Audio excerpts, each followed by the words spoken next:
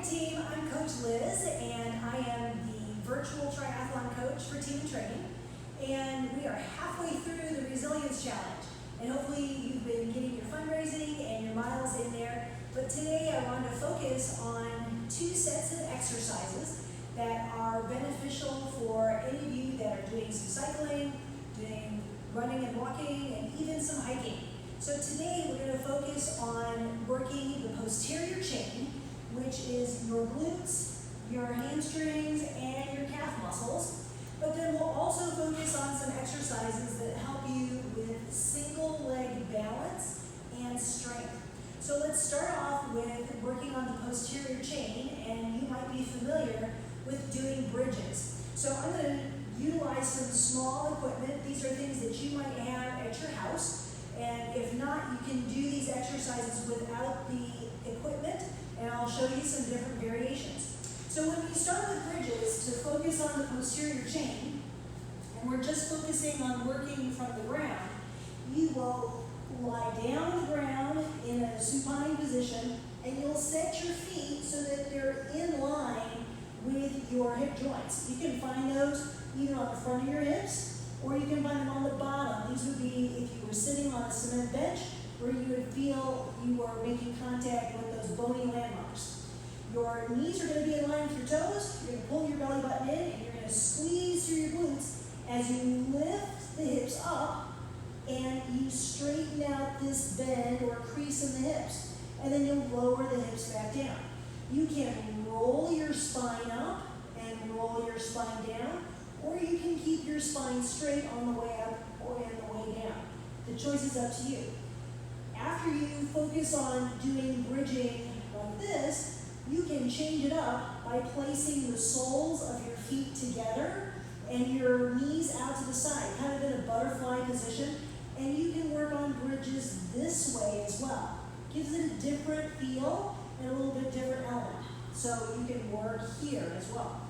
Now, if you have some of those small pieces of equipment available to you, you can start with a small ball, and I actually think this is just a little bit too big, but I have limited availability of equipment, so I'm going to use this and put it between my knees. By squeezing that ball to do my bridging, then I am focusing on the muscles on the inside of my legs called the adductors. So squeeze and do your bridging. You can also lift your toes off the ground to focus a little bit more on those calf muscles.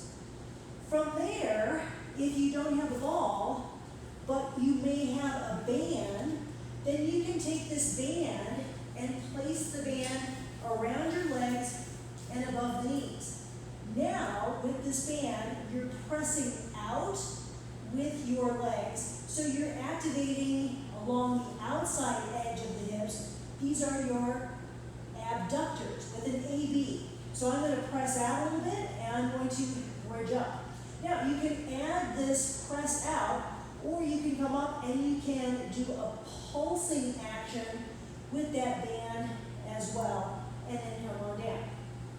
Now, from here, you can always work a little bit more challenging and do a single leg bridge. So I'm going to keep one foot on the ground, and I'm going to straighten my other leg out, and I'm going to press through this heel, pull that belly button in, and lift up and come down. As you're doing this, you want to watch that you're not letting your hip drop off to the side. You're keeping it activated and even across the top. So this might fire a little bit more into your glutes and your hamstrings. You can do 4 reps, 8 reps, 12 reps, and then change to the other side. And again, working on that single leg. Now, if you've gotten to the point that you're like, okay, I've used the ball, I've used the band, and I've done some single leg work, I want even more challenge.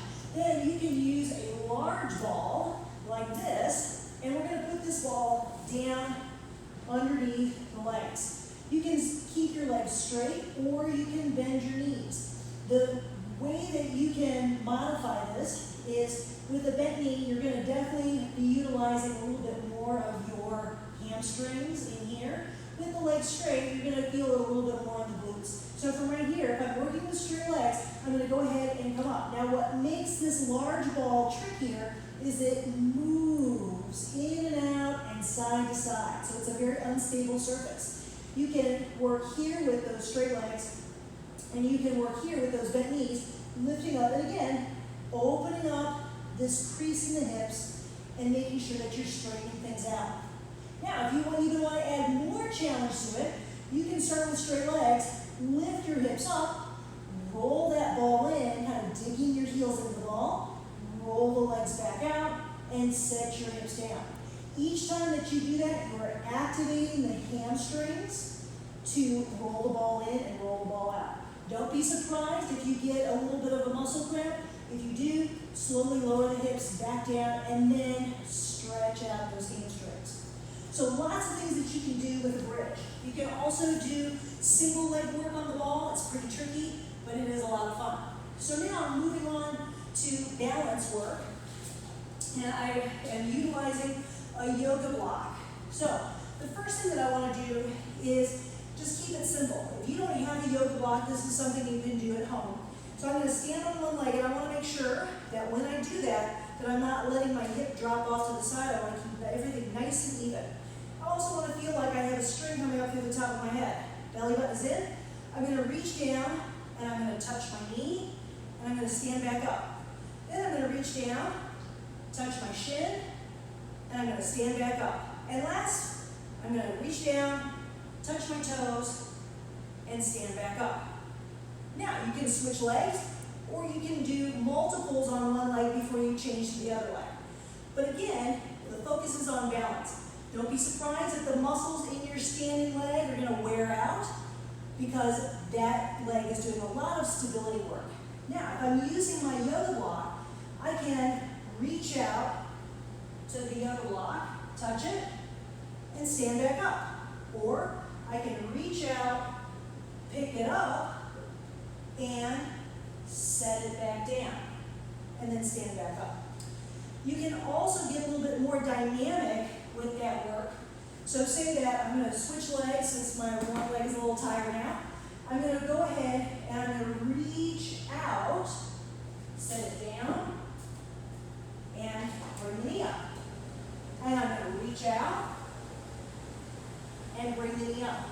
So you can do that multiple times while you're working on the balance. So hopefully between the bridging and this work that you're doing on single leg, you can see some development in your strength and in your stability.